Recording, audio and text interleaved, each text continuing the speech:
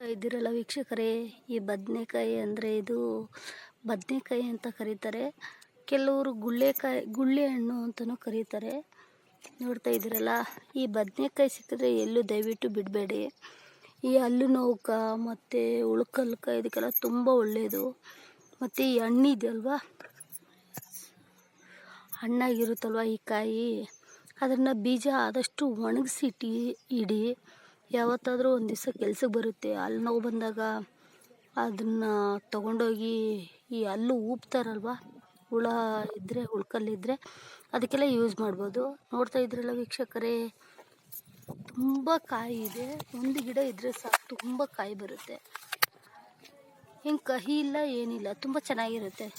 Same ನಮ್ಮ ಬದನೆಕಾಯಿ ಯಾವ ಥರ ಇರುತ್ತೆ ಅದೇ ಥರ ಇರುತ್ತೆ ವೀಕ್ಷಕರೇ. ನೋಡ್ತಾ ಇದ್ದೀರಲ್ವಾ. Thank you. ಪ್ಲೀಸ್ ಸಬ್ಸ್ಕ್ರೈಬ್ ಮಾಡಿ.